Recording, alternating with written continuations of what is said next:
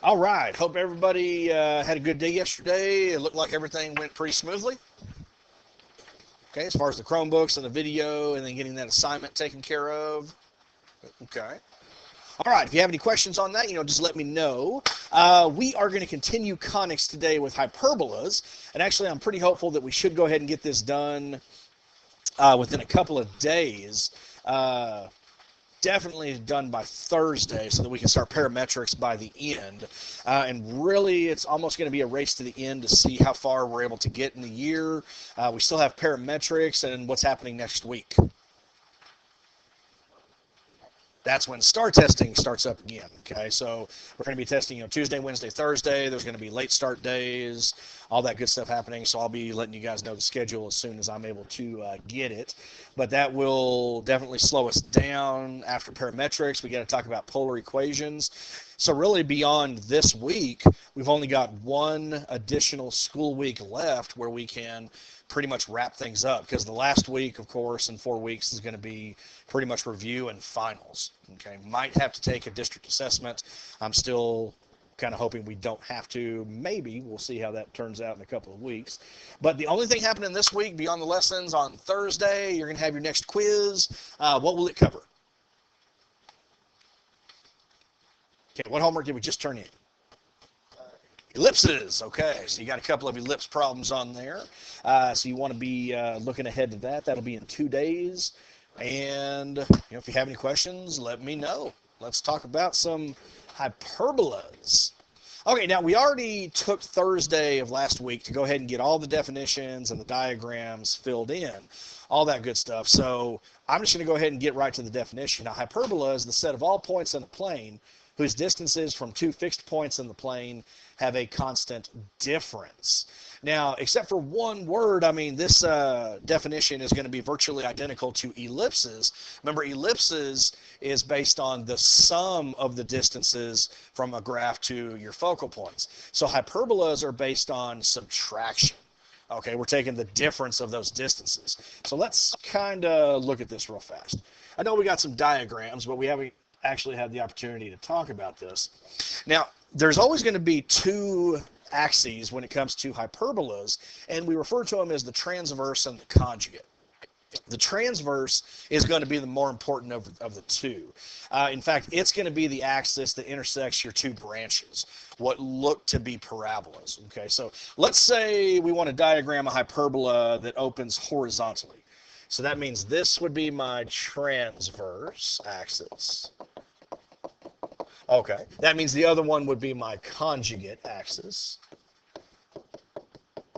Okay, now of course where the axes intersect, that's the center of your graph. They're always going to be perpendicular to each other. So let's say, maybe I have a branch that looks like that, and I got a branch that looks like this. They're always going to be symmetrical to each other. Now, where the transverse axis and your branches intersect, those are your vertices. So there's a vertex there, of course. Where the axes intersect, that's your center. Excuse me. And inside each of these branches, you're going to have a focal point. Okay. So it would really make us think that everything we know about parabolas is going to apply here. The distance from the focal point to the graph being the same as it connects to a directrix, but that's not the case here. Hyperbolas, as I said, are based on differences. So it really doesn't matter. I can choose any point on either branch. Let's say I chose this point right here, just some random xy coordinate. If I go ahead and connect that point to both of my focal points, I've created two distances. Let's say this represents distance 1, this represents distance 2. Well, if I take those two distances and I subtract them, you're always going to get the same value for a particular hyperbola. Okay, so D1 minus D2, it's always going to equal 2A. It'll always represent a length of 2A in your hyperbola. Just like with an ellipse, when we added the two distances, it was always going to give me 2A, the length of the major. Well, from here, it'll go ahead and give you the length from one vertex to the other. Okay, and it doesn't matter. I could choose a point down here to do the same thing, maybe even a point on the other graph closer to my vertex. It makes no difference. Okay, connect to my focal point, connect to the focal point. Let's make this distance 1, this distance 2. Again, if I go ahead and subtract them, distance 1 minus distance 2, again, will give me 2a. Okay. That value I always get when I subtract the two distances should always be the length from one vertex to another. Okay. Any questions on the definition? Okay, well, let's go back and revisit our distances here. Okay, so we know this is the transverse. I'll just say that's T. Okay, so I'm going to draw my branch here, branch here. Okay. Intersection of the axes is the center. Where the transverse touches the branches, those are your vertices. You've got focal points. Now let's talk about the distances of A, B, and C. Okay. What do you think the distance is from a center to either vertex? Is that A, B, or C? That is A. So from a center to either vertex, that's A units. Okay. What about a center to either focal point? Okay, that's not B, that is C. All right, so that's C. So A and C, those distances are always going to be found on the transverse axis. Again, it's the more important of the two. So B is going to be found on the conjugate axis. Now B is a lot less important this time around. You definitely need him in order to write the equation, and there's only one aspect of the graph that you really need him for. Hyperbolas are the only conics that are going to have asymptotes. So we need to know what the slopes of those asymptotes are going to be. And that's where the value of B comes in. So that distance of B is always going to be found along your conjugate axis. So let me use another color here. I'll just stick with purple. So let's say this distance from the center along the conjugate axis, that's B. Okay. So you could have, another point right there.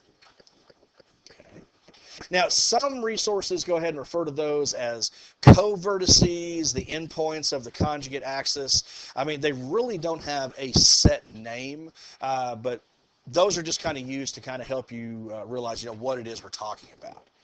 Okay. Now, there is one other thing you could do. What I like to do when I'm graphing hyperbolas, in fact, I always go ahead and draw the asymptotes first because they're going to be the guides for your branches. Here I waited because I wanted to go ahead and get everything in there. But you'll notice there's something you can do, and if you want to, this is completely up to you. But you notice how from the center here, okay, I went left and right A units. Okay, that's my vertices. And then I went up and down B units. Well, you can use those 4 points to help you create a rectangle. Okay. If you go ahead and draw the diagonals of your rectangle, those diagonals are the asymptotes for your hyperbola. Okay, yes, sir. So also if you find if you use, I guess, the Pythagorean theorem to take like D1 and D2, will that also give you 2C? If you square D1 and D2, it'll give you C squared. Oh wait, no. No, yeah. Squared, right? No, not necessarily. No. So you're saying the distances from the focal points to any point on the graph? Yeah. Well, we already said that the difference of those is going to give you 2a. Right, but wouldn't it also, if you square both of them and add them, wouldn't that give you 2C squared? If you squared both of those and added them, right, would it give you 2c squared? Well, let's see. Show me what you're thinking of. Because see, that would be your focal point to your focal point. And if that's C, that would be 2C, right? Oh, okay, I see what you're saying. It could, under certain circumstances, if the two distances you're talking about are perpendicular to each other. That means it would form a right triangle. Oh, right. Yeah, so there would only be, technically, I would say 4 locations where that would happen because of the symmetry of the graph. But generally, no. Okay, so I see what you're saying now. Okay, so yes, that could work. That could absolutely work. Okay. So one other thing, he already kind of helped us out with the relationship here. We are back to the Pythagorean theorem. The relationship between A, B, and C, we know that A squared plus B squared equals C squared. Okay, what you're going to find in a hyperbola, C is always going to be the longest distance. Okay, always greater than A and B. Now, one thing about the asymptotes, we're always going to go ahead and use point slope form to write those. We're going to use the center as our point, and then A and B will help me determine what the slope is. So here is the general form for point slope. So y minus y1 is equal to m times x minus x1. But let's go ahead and write it out specifically what I would use for a hyperbola that opens horizontally. Remember, we've always referred to the center as the coordinate hk. So I'm going to go ahead and say y minus k is equal to plus or minus, because they would have the same slope, just one positive, one negative. Okay? And then that would be x minus h. So if you're using the center as the point to write the equation of your asymptote, but help me out here. It is going to change depending on how the graph opens. Because this hyperbola opens horizontally, will my slope be plus or minus a over b or b over a? Okay, Aiden, you say b over a. Okay, she's absolutely right. Think about slope. Another way to describe it, it's always rise over run. Okay, so whatever distance a or b is vertical, that's your rise. Anything horizontal, that's the run. So this one here would be b over a. So if the hyperbola opened vertically, then it would be plus or minus a over b, because in that case, a would be vertical. Okay. And that's pretty much the construction and all the details that go into a hyperbola. Any questions on that? Okay, well, let's go ahead. Start looking through some examples. A few things before we get there. This first set of diagrams, it's, of course, centered at the origin. So you'll notice it gives you the vertices, plus or minus A0, the focal points, plus or minus C0, and then vertically over here. The only thing it doesn't do is give you the endpoints, which you would use to create your rectangle. So I went ahead and added those in if anybody was interested. 0 plus or minus B, plus or minus B0. Okay. Now, one thing, you did have the opportunity to copy this the other day, but look at my equations. The difference between horizontal and vertical. Well, there's a lot of similarities to ellipses. Your denominators are still a squared and b squared. It still has to equal 1 because of the eccentricity. The center of your graph is going to be coming from the numerators. Just like always, we take the opposite. Okay. But looking at an equation, how do I tell if it opens horizontally or if it opens vertically? What's changed between the two equations? Where A is at? Yeah. Okay, so like what are you referring to? Well, like A is under Y, and that makes it vertical. Oh, well, yeah. That's exactly right. Okay. Now remember, with ellipses, we were able to tell what direction the major axis went because of the larger denominator, right?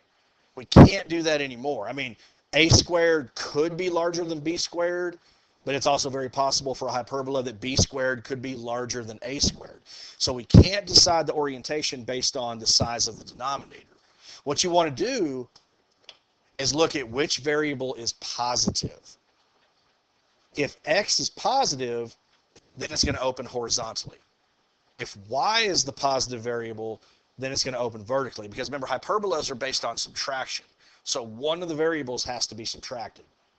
Now the thing, how do we tell which one's a squared and b squared? And Christian was absolutely right about this. A squared will always, always go below the positive variable. Okay. All right. And then could be bigger, could be smaller than b squared. We don't know. All right. Well, let's just work through some examples and let's see what you guys think.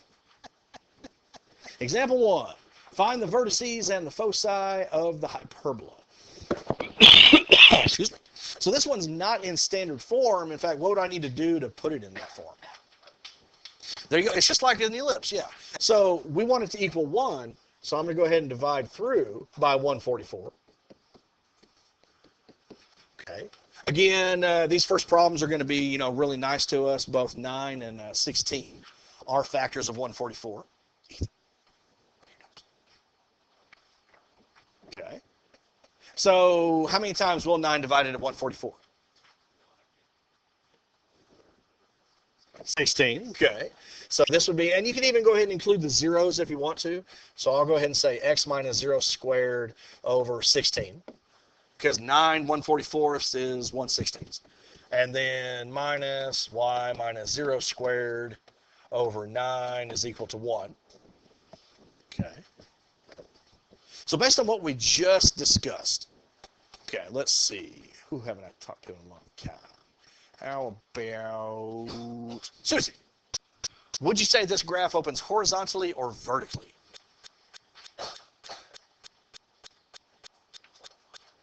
I'm sorry? It is going to open horizontally. The positive variable is x. Here we're subtracting y. So that tells me immediately I know that a squared is 16. So a is what? 4. That means the other denominator has to be b squared. Remember, a squared is always going to be below the positive variable. So we know b is 9. Or excuse me, b is 3, excuse me. We know this guy's opening horizontally. Now this one doesn't ask for a graph, but maybe it wouldn't be a bad idea to kind of sketch it as we go along, just so you guys can get the idea for it. So this would represent the transverse axis. Okay. My center is going to be right here at 0, 0. Okay. So let me go ahead and draw my branches here. So where the branches intersect the transverse axis, those are my vertices. Okay. So from a center to a vertex, was that A, B, or C? That was A. So I know from the center to either of these vertices here, we need to go 4 units. Okay. And that's what it's asking for here, the major vertices, or just the vertices. Okay. In fact, we could probably just go ahead and condense it. What would you say for the location of those? Plus or minus 4, 0. Perfect. Plus or minus 4, 0. Then when it's talking about the minor vertices, it's referring to those points where you'd have to go out B units on the conjugate axis. Okay. So in this case here, let me go ahead and use another color. Let's say green this time. So I'm going to go like right here. So that's 3. Okay. So let's say a point right there and a point right there if it'll allow me to draw a point. There we go. Okay. So that one's easy enough. That would just be 0 plus or minus 3. So see, now we got to use A and B in order to find C. Okay. So you could use the formula. Remember, what was the formula again? A squared plus B squared equals C squared. The equation always has A squared and B squared as your denominators. So if I just add them up, 16 plus 9 will give me 25. So I know C squared is 25, so C equals 5. Okay. So let me go ahead and use another color here. Let's say blue. So I'm going to have a focal point right here. If you'll let me draw that. Focal point right there. Now, how far is it from a center to either focal point in this case? We just found C to be 5. Okay.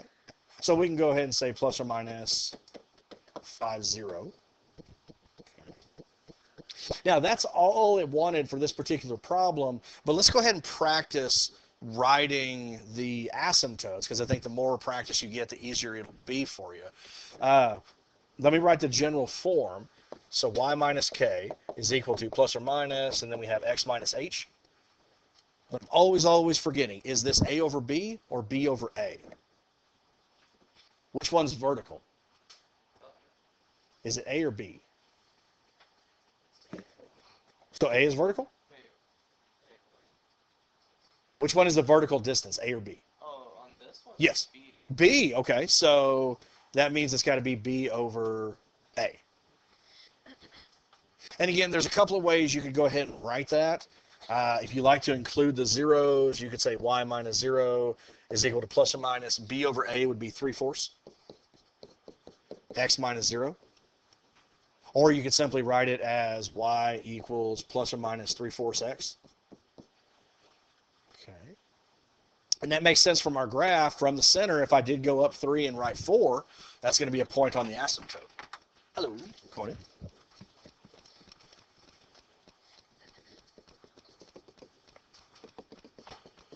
Okay. And like I said, if you really want to, you could, thank you, use the distances of A and B to go ahead and create a rectangle. Okay. If the rectangle helps you plot those asymptotes faster, absolutely. Okay. If you don't feel you need it, you don't need it. There we go. But that's basically a hyperbola. Any questions on that? Easy? Okay. Well, let's try another one. X squared over 16 minus y plus 2 squared over 9 equals 1. Okay, so let's start with the center. Jacob, what would you say the center of this graph is? 0, 2, we're so close. 0, negative 2, there we go. So HK, 0, negative 2. Let's see here. Erica, is this running horizontally or vertically?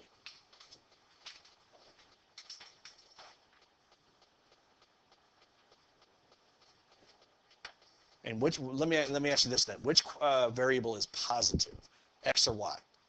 X is positive, so it's horizontal. There we go.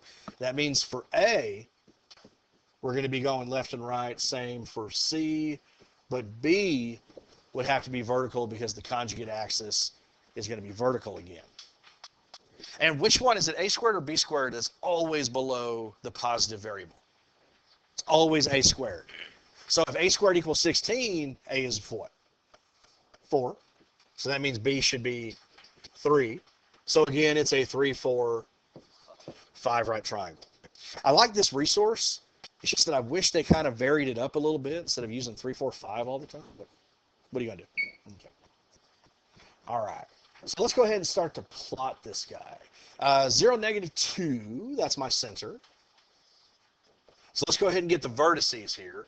We're going to go right and left 4 units. So 4 to the right, 4 to the left. And one of the things you are going to be asked on your assignment is to give me the coordinates of the vertices. Okay, so you could here go ahead and combine them, say plus or minus 4 and then negative 2, even though it's not asking for it here. Okay. What would be the coordinates of my foci? 0. Plus or minus 5, comma negative 2. There we go. Plus or minus 5, comma negative 2. So I'm going to have a focal point right here, focal point right here. And again, I always like to go ahead and draw the asymptote. If I'm really giving a sketch on a grid, I like to draw the asymptotes first and then use those to kind of guide what my branches are going to look like. So let's write out the equations of the asymptotes. Okay. So let's see here. Do I need to write out the general form again? Would anybody like me to? No? Can anybody just give me the equation of the asymptotes? Well, now let's just write it in point slope. So y what? Wait, you mean when it says like m? Mm-hmm. Oh, okay, y equals m. Well, it's not at the center. It's not been, It's not at the origin. So it'd be y what? Oh, wait, you have to put it down. Y plus 2 equals, remember? We're always going to use the center of the graph as the point for my point slope. Okay, plus or minus. So I know that the other part here would be just x minus 0, or just x if you wanted to leave it like that. Yeah. Now, is this a over b or b over a? B over a. So that would be plus or minus 3 over 4. Okay. And what I like to do is just use the slope. I know I got to go up 3, 4 to the right. You got 2 points, so you know exactly where your line's going to go. So there's one asymptote. And then from here, I would go down 3 over 4. Okay. There we go. So there are my asymptotes. Like I said, if you really want to go ahead and draw the rectangle, absolutely, please feel free to do so. So now I'm just going to draw my branches here. Because there's a vertex and there's a vertex. Did anybody want me to go ahead and put the rectangle on there using the distance b? Does anybody want me to go ahead and do that? No? Okay. All right. How we doing? Hyperbola is easy? Yes. Okay. Good, good, good. All right. Now we got a couple of diagrams that go into a little more detail. We're going to start looking at those that are not centered at the origin. So you'll notice the coordinates here are based on HK and the distances A and C. Does anybody want me to include? You'll notice they don't have the points for going the distance B along the conjugate axis. So far, no class has taken me up on this. Would we like to write those as part of the diagram, or you guys feel okay?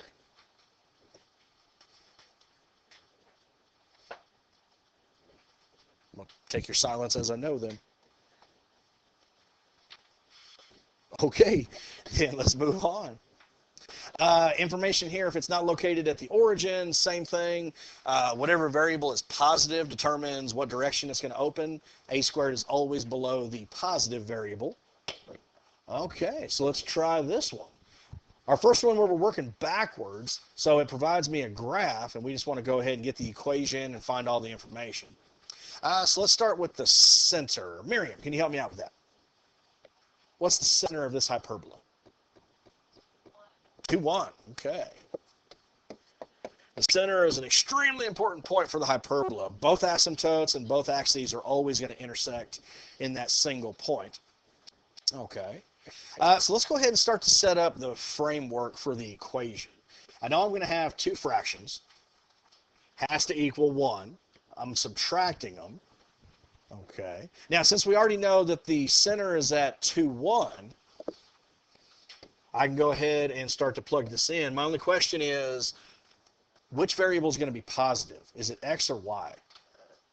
X, because it's horizontal. So I'm going to say x minus 2 here, whoop, y minus 1 here.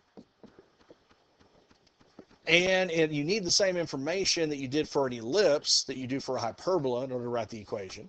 You need the center A and B. And let's see here. Shayna, according to the graph, what is the distance A? Okay, it looks like 3 to me. So A is equal to 3. So what should I put here below x minus 2 squared? 9. Remember, in the equation, we always have a squared and b squared. Those are my denominators. Now, they did provide me the rectangle, so I can figure out the distance b. Jasmine, can you help me out with that one? 4. Okay, so from here to here, I know b is equal to 4. So see, we have an example where b is going to be larger than a, and that's perfectly fine. It's only with an ellipse that A must be the largest distance. Here, C is always the largest. Doesn't matter which one's bigger, A or B. Okay. So what's the value of C? Okay, 5. Okay. C is equal to 5. Again, another 3, 4, 5. Okay. Really need to vary that up a little bit.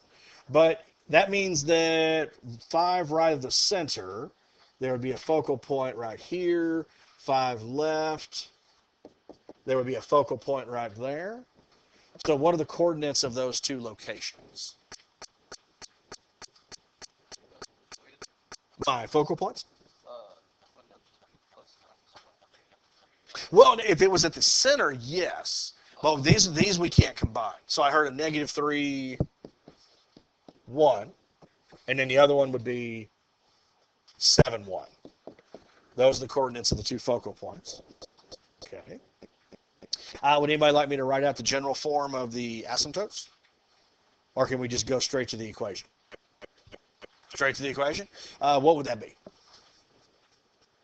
I'd start out y what? Okay, y minus 1. Remember, we're using the center to write the point slope form. Then it's got to be plus or minus a over b or b over a? B over a. So this one's plus or minus 4/3. And then x minus 2. Okay. And I keep getting the question, should we go ahead and rewrite that in slope-intercept form? You can. I don't think it's necessary. I think you're just giving yourself extra work. I would just leave it as point slope. Okay. Because, I mean, you can tell everything you need. You know exactly what points you used, and you can tell what the slope of the two lines are going to be. So you can easily sketch those. All right. I think that's all it wanted on this problem. Any questions? Anybody having a hard time?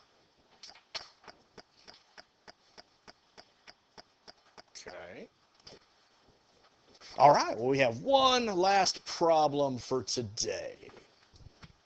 It says, find the equation in standard form for a hyperbola whose transverse axis endpoints are -1, -3, and -1, 7. So what do you think those are to the hyperbola? What's it trying to tell you? Those are your vertices. That's exactly right. And then it goes to tell you that the conjugate axis is 8 units long. Okay, so that will also help you find B, while the vertices will help you find A. And then from there, you can just start to get all your information. So let me give you 4 minutes. Let's try one on our own. Okay. And then at the end of 4 minutes, we'll see if we can't get somebody up to the board to kind of walk us through this one. Okay. Okay, so copy.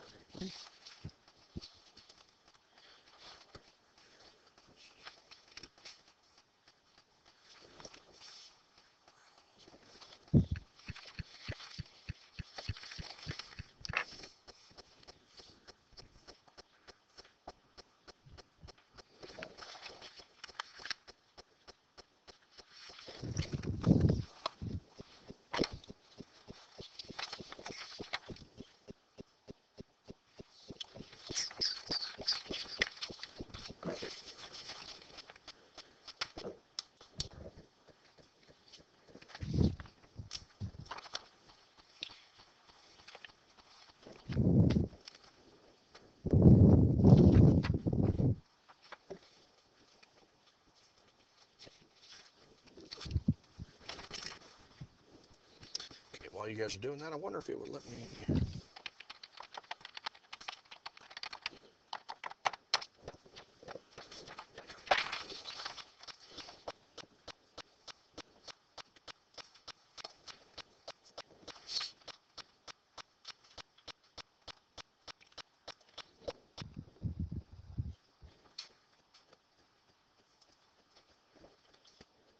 Oh,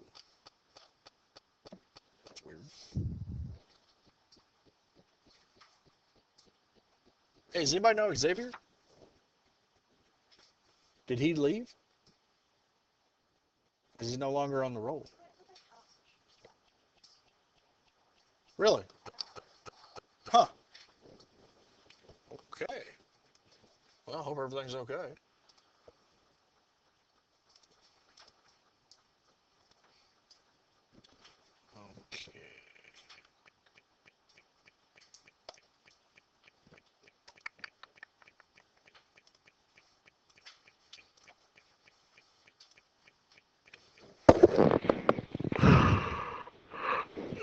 Excuse me.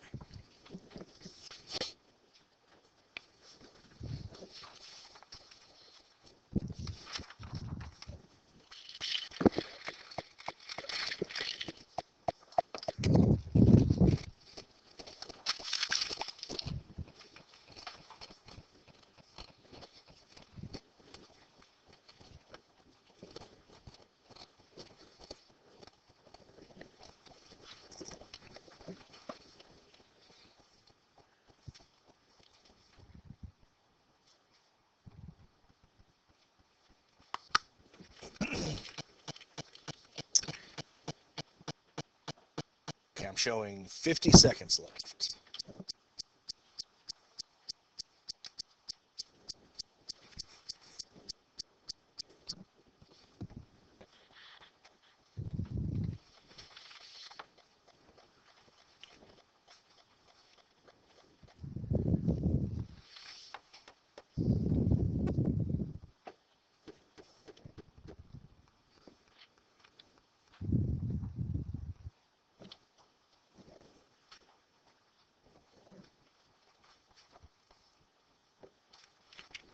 Okay, we're down to our last 10 minutes in class, so we should have enough time to wrap this problem up before you guys leave.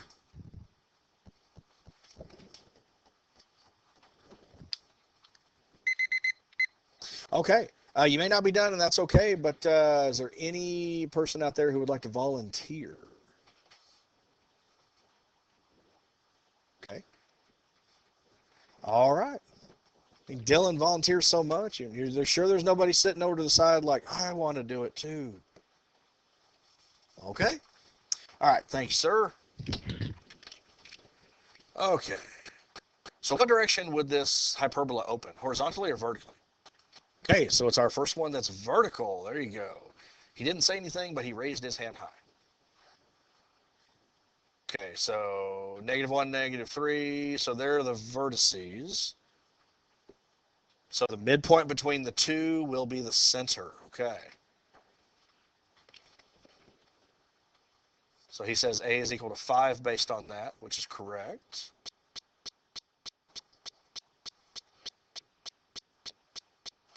Okay. So he knew that the conjugate axis length was 8. Okay, so that means he's got to go right and left B units. So that's how he got the 4. We're close on C.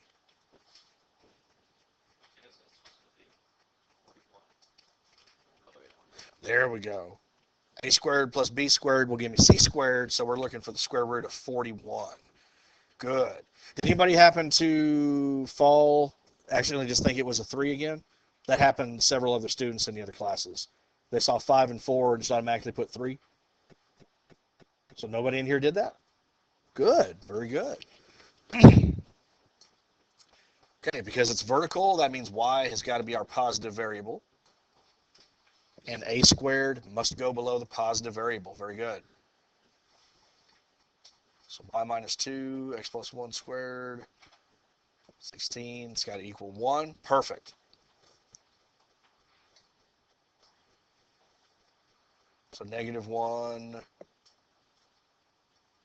2 plus or minus, square root of 41. Perfect.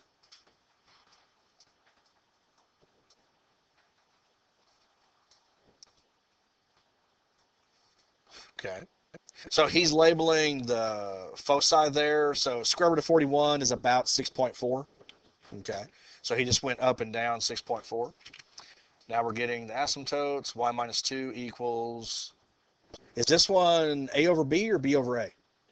This one is A over B because it opens vertically. So that would be plus or minus 5/4, x plus 1. I have to graph it. It's going to look kind of... I'll tell you, I'll finish the graph for you since you did all that. Perfect. Thank you, sir. All right. So let's see here. From the center, we got a slope of positive -5/4. So up 5 over 4. So there's one asymptote. Down 5 over 4, there would be a second asymptote right there. Okay. Pretend it hit that vertex. There we go. There we go, right there. So that's a vertex. That's a vertex. There's his focal point. Okay. And there we go. How many people got that right? Okay, good. Okay, so there's like one half of the class that is not raising their hands. Is there anything I can do? Was it a time issue? Are we not seeing where some values are coming from? What can I do?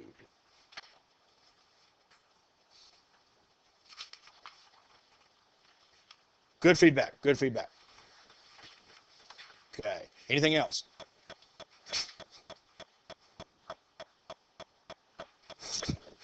Okay. Well, that's all I have for today, unless anybody has any questions. All right. Yo. Do you have a key for the ellipses? Yes, let me get that for you real fast.